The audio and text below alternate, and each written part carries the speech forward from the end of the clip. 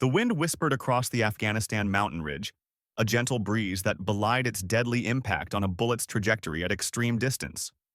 Colonel James Reynolds adjusted his position microscopically, his weathered body forming a perfect line with the earth beneath his ghillie suit. At 60, he was 2 decades past what most would consider a sniper's prime, yet his hands remained steady as stone. Through the scope of his Macmillan TAC 338, he watched Mohammed al-Zahrani emerge from the cave complex 2,800 meters away, nearly 2 miles of open air between predator and prey. The terrorist leader had evaded American forces for 15 years, orchestrating embassy bombings that claimed dozens of American lives. Today, that ended. Reynolds controlled his breathing with mechanical precision. Inhale 4 seconds, hold 4, exhale 4. His heartbeat slowed to a metronome's steady rhythm. He calculated wind speed, air density, temperature, the Coriolis effect from Earth's rotation, even the curvature of the planet itself. Al-Zahrani paused to speak with his lieutenants, unaware that death watched from the distant ridge. Reynolds's world narrowed to the space between heartbeats as his finger took up the trigger slack. He squeezed. The rifle kicked against his shoulder as the round began its long journey. For 3.5 seconds, an eternity in combat, Reynolds remained perfectly still, watching through his scope as the laws of physics carried his judgment toward its target. Something felt wrong in that final microsecond before impact. The bullet struck, but al-Zahrani merely collapsed rather than the catastrophic impact of a center mass hit. The terrorists' guards scrambled, dragging their wounded leader back into the cave complex. "Target down, but not confirmed killed," Reynolds whispered into his radio. "Roger that. Extraction team inbound." "Well done, Colonel," came the reply from CIA handler Davis. Reynolds didn't share the sentiment. In 30 years with Delta Force, he'd never missed a critical shot. Something had happened, something he couldn't explain. As helicopter rotors thundered in the distance, he couldn't shake the feeling that this mission had gone exactly as someone wanted it to go. The Wyoming winter painted the landscape in stark monochrome as James Reynolds, now 72, scanned the horizon from his ranch porch. 12 years of retirement hadn't dulled his vigilance.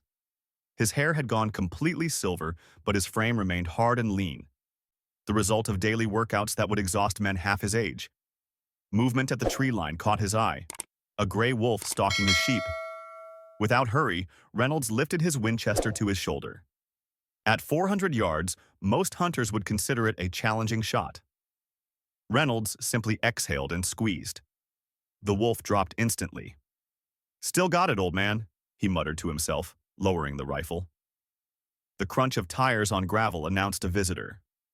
Sheriff Bill Thompson's patrol vehicle rolled up the long driveway, dust billowing behind it. At 68, Thompson carried himself with the unmistakable bearing of a former Navy SEAL. The two veterans had forged a quiet friendship since Reynolds' move to New Horizon, built on mutual respect and shared silence about their classified pasts.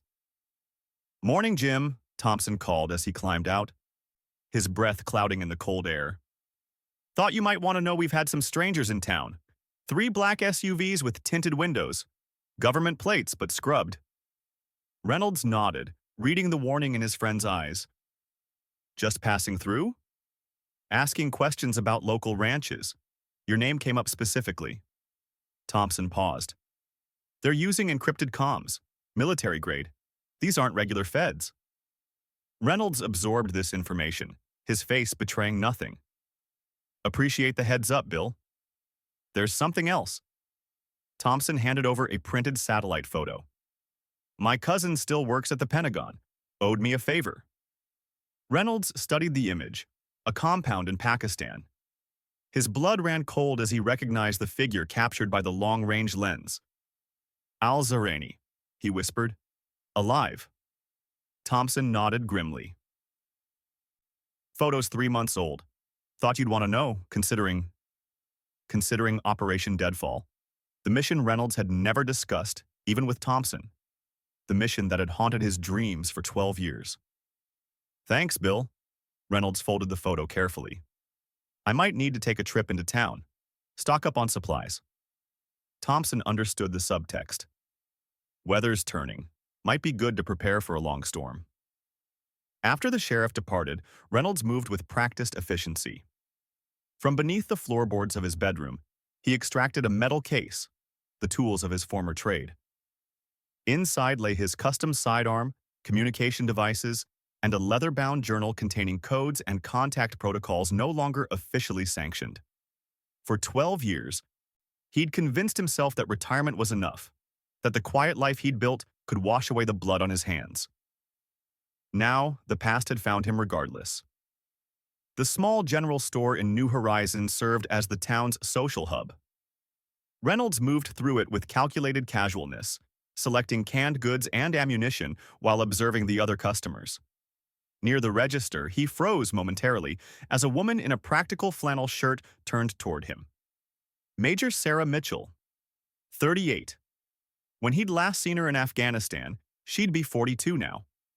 Former Marine Corps sniper with 8 confirmed kills during their overlapping tour. What was she doing in New Horizon? Their eyes met, recognition flashing between them. Neither acknowledged the other as Reynolds paid for his supplies and left. In the parking lot, movement caught his peripheral vision, men in tactical clothing trying hard to look like civilians.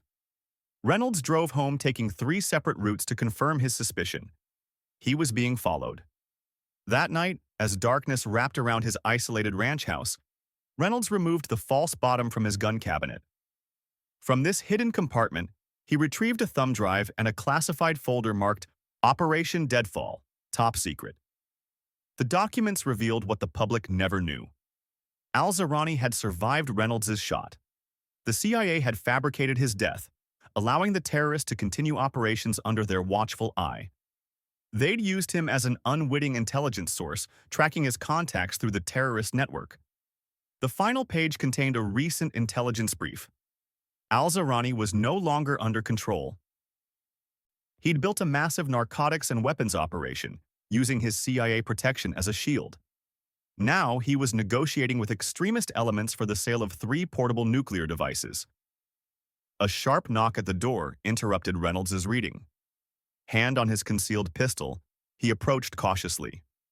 Through the peephole, he saw Sarah Mitchell, her expression grim, her hand inside her jacket where a weapon would likely be.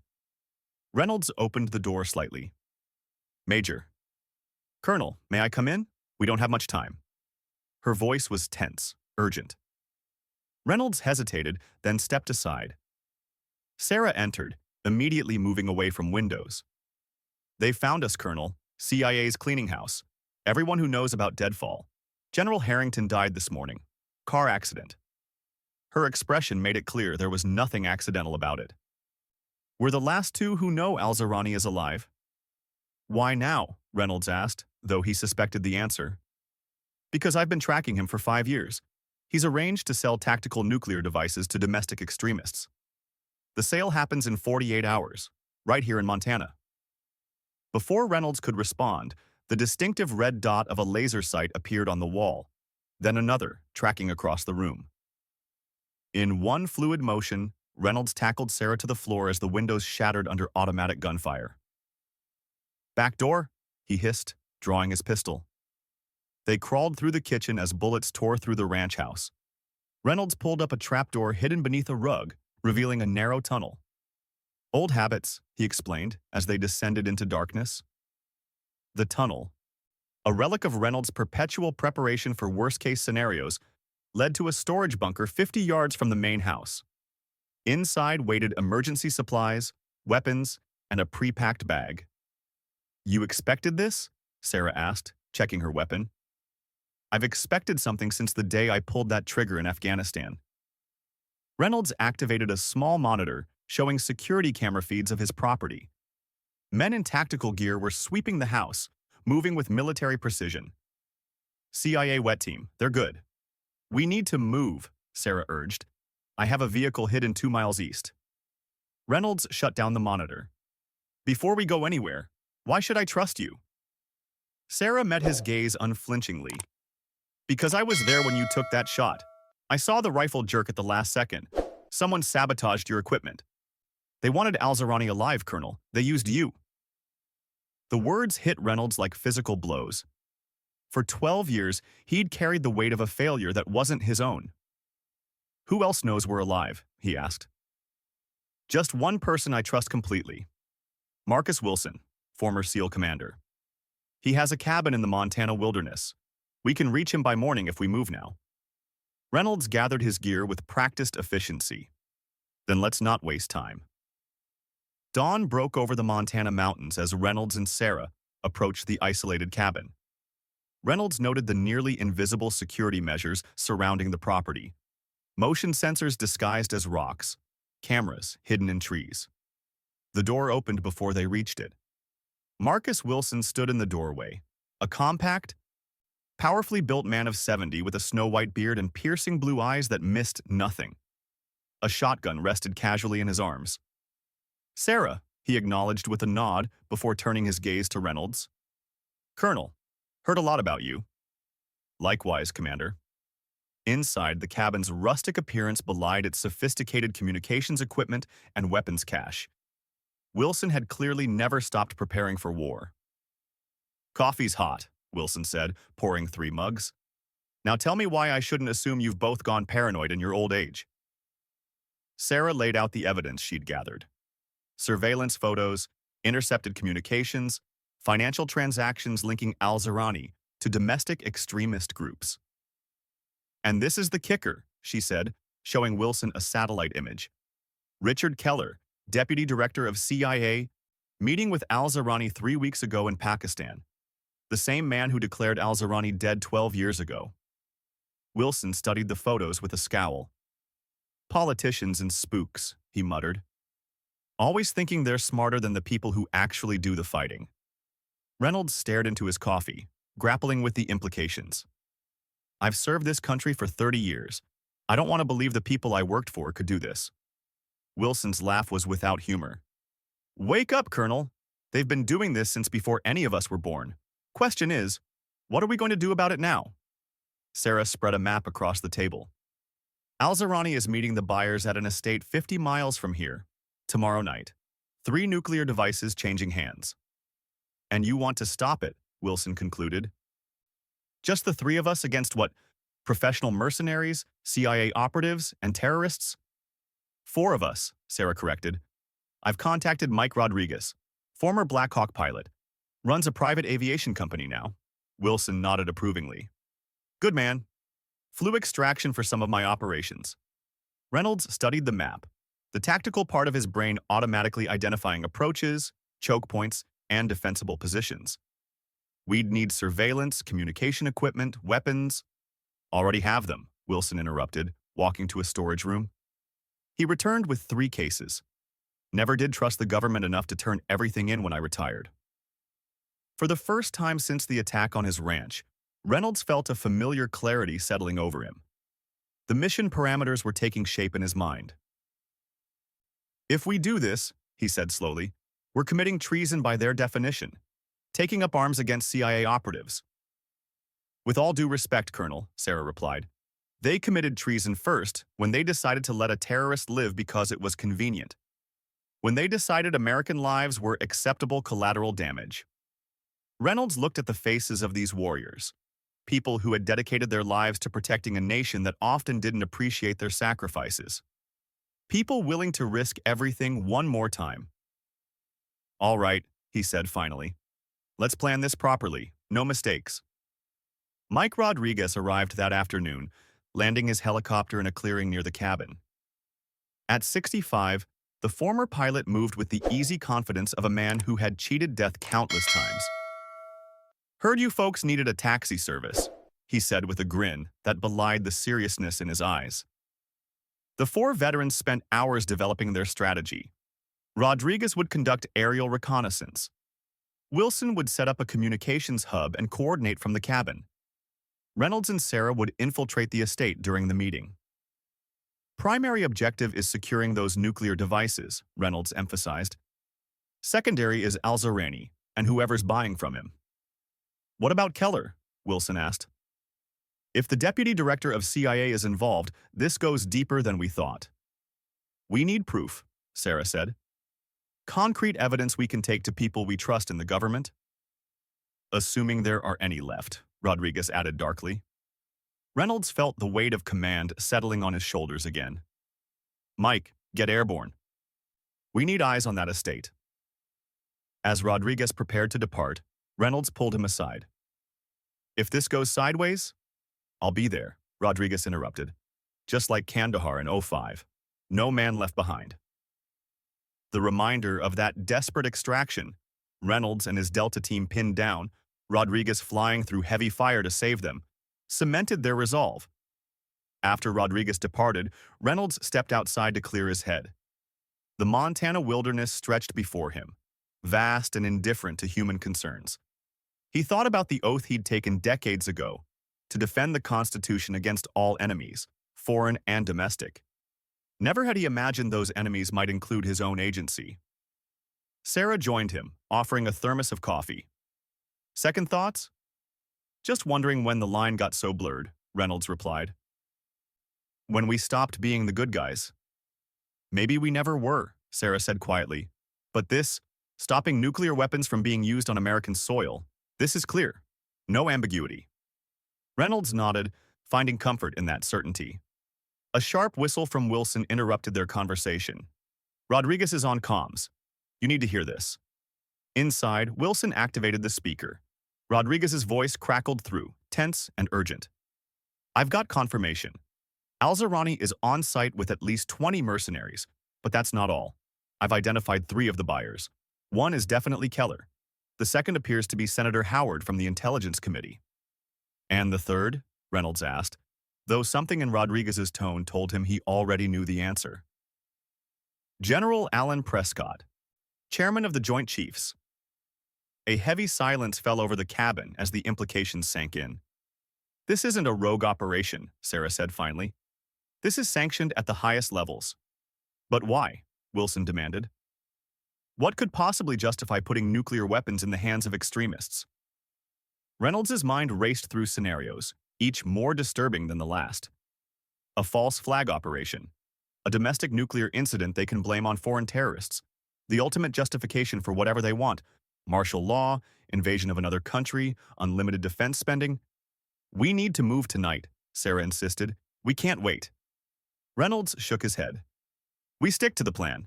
We go in tomorrow during the exchange when all the players are present. We need to catch them in the act or no one will believe us. And if we're wrong, Wilson asked. If we're missing something. Reynolds met his gaze steadily. Then we'll probably die tomorrow, and history will remember us as traitors. But if we're right? He let the sentence hang unfinished.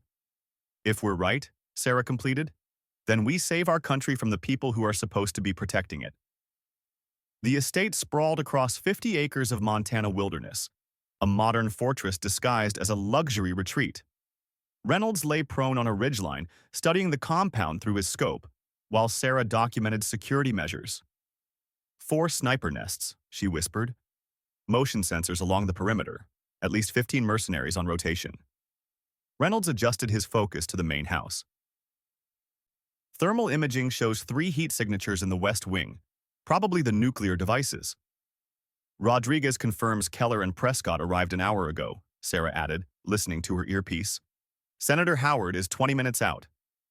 Reynolds felt a familiar calm settling over him, the mental state that had carried him through countless missions. Age and retirement fell away, leaving only the razor-sharp focus of a Delta operator. Comms check, Wilson's voice came through their earpieces. All stations report. Eagle is airborne and monitoring, Rodriguez responded. Nest is secure and recording, Wilson confirmed. Hunters in position and ready, Reynolds concluded. As darkness fell completely, they began their approach. Using the cover of dense forest, Reynolds and Sarah made their way toward the estate's western boundary, where satellite imagery had revealed a blind spot in the security system. Rodriguez says the meeting is set for 2200 hours in the main house library, Sarah whispered as they paused at the tree line. Reynolds checked his watch. 90 minutes. Let's move. They crossed the open ground in short, coordinated sprints, freezing when security cameras panned their direction. At the perimeter wall, Sarah deployed a device that created a temporary loop in the electronic security system, a trick learned from CIA technicians now used against their former employers. Inside the grounds, they moved like shadows from cover to cover. Years of training and experience guided every step, every decision. They reached the main house's western wall unseen, exactly where thermal imaging had indicated the nuclear devices would be stored. Sarah produced a glass-cutting tool, creating a silent entry through a ground floor window. Reynolds went through first, scanning the darkened room with practiced efficiency. 3 metal briefcases sat on a table, each bearing radiation warning symbols. "Targets confirmed," Reynolds whispered into his comm. "Copy that," Wilson responded. "Be advised, satellite shows vehicles approaching the main gate, likely Senator Howard's convoy." Reynolds moved to secure the cases while Sarah placed surveillance devices around the room. Then they heard voices approaching, multiple sets of footsteps, and the distinctive sound of Al-Zawrani's cane tapping against the marble floor. "Hide," Reynolds hissed, pulling Sarah behind a heavy curtain as the door opened. Light flooded the room as Al-Zawrani entered, flanked by Richard Keller and General Prescott. The terrorist leader moved with the stiffness of a man carrying an old wound, the bullet Reynolds had put in him 12 years earlier. "The merchandise is secure," Al-Zawrani said, his accent thicker than Reynolds remembered. "Once payment is confirmed, you'll receive the activation codes." "And the targets are prepared?" Keller asked. "3 major cities as discussed," Prescott confirmed. "The devastation will be sufficient. And the evidence will point directly to Iran," Al-Zawrani added with a cold smile, "giving you the justification you need for invasion. The American people need to be reminded why we need a strong military presence in the Middle East," Prescott said. "Peace makes people complacent. Soft." Reynolds felt rage building in his chest. 3 American cities sacrificed to justify another war. Millions of innocent lives traded for power and profit. "Senator Howard is here," announced a security officer at the door. "Excellent," Keller said. "Let's move to the library. Bring the devices." As they gathered the cases, Reynolds made eye contact with Sarah. Their window was closing. If those devices left the room, they'd lose their best chance. Reynolds activated his comm. "Eagle, we need a distraction. Now." "Copy that," Rodriguez responded. "Distraction in 30 seconds." The distant sound of helicopter rotors grew louder, approaching rapidly. Security radios crackled with alarmed voices. Then came the deafening roar as Rodriguez's helicopter swooped low over the estate, spotlights blazing. The downdraft violent enough to shatter poolside furniture. In the chaos, Reynolds and Sarah emerged from hiding. "Freeze! Armed federal agents!" Reynolds shouted with such commanding authority that everyone instinctively obeyed. The momentary confusion gave them the advantage. Sarah secured the nuclear devices while Reynolds covered the stunned conspirators. "James Reynolds," Al-Zawrani said, recognition dawning in his eyes. "The sniper from Afghanistan.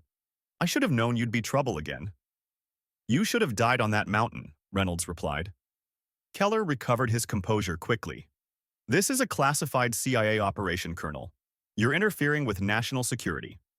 Planning to detonate nuclear devices on American soil isn't national security," Reynolds countered. "It's treason." Prescott's face darkened with rage. "You have no idea what you're dealing with, old man. We're saving this country from itself." "By killing millions of its citizens?" Sarah demanded. "Necessary sacrifice," Keller said dismissively. "The American people have grown soft, forgotten the dangers of the world. They need a reminder of why they need us." Outside, gunfire erupted as security forces engaged with an unknown threat. Reynolds maintained his focus on the conspirators before him. "Wilson, are you getting this?" he asked into his comm. "Every word," Wilson confirmed. "And so is the FBI director. Live feed, courtesy of some old friends who still believe in the Constitution." For the first time, uncertainty flickered across Keller's face. "You're bluffing." The door burst open as armed agents in FBI tactical gear stormed the room. Leading them was a grim-faced woman in her 50s, Assistant Director Caroline Hayes. "Richard Keller, General Alan Prescott, Senator James Howard, you're under arrest for conspiracy, treason, and terrorism," she announced. along with your friend here. She nodded toward Alzarani. As the conspirators were restrained, Hayes approached Reynolds and Sarah.